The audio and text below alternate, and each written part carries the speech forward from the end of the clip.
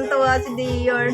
Sabi nila kapag baker ka ay libre na daw ang cake ng mga magbe-birthday sa ating mga family member. Agree ba kayo doon? Mga co-bakers, syempre alam naman natin kapag family member is matik na yan. Kapag may birthday sa kanila, igagawa na natin ng cake yan. Lalo na pag mga anak natin, di ba?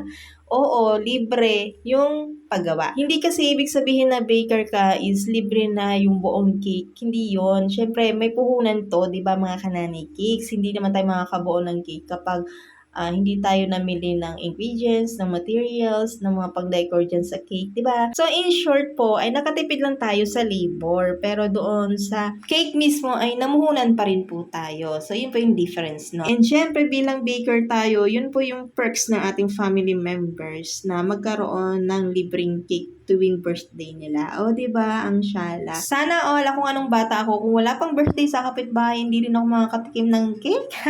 O, ayan, real talk, sinampal tayo ng kahirapan. Kaya siguro naging baker ako ngayon kahit hindi ko talaga hilig to. Kasi para makatikim siguro kami ng cake kapag nagkikrave kami. O, diba, taray, charot. Uy, bawal palagi kumakain ng cakes, nakaka-diabetes. So, hindi kasi porket baker tayo ay sige-sige lang din. Dapat iisipin din po natin yung ating health.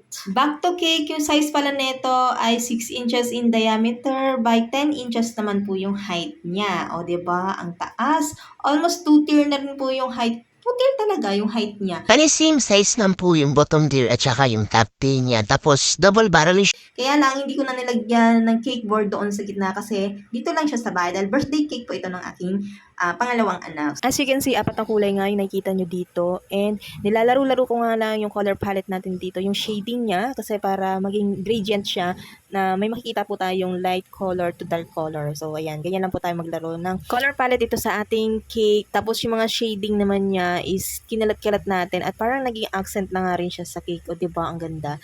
Tapos, ito naman, lahat pala ng product natin na ginamit ultimo sa mga palaman ay from Bakersfield, Philippines. Bakersfield, Bekinemen. So, ayan. Ito nga pala ay whipped fondant na bagong inventong recipe ni Lodi Cakes. Invento talaga.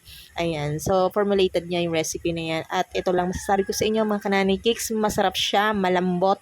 At ito yung nakakagulat.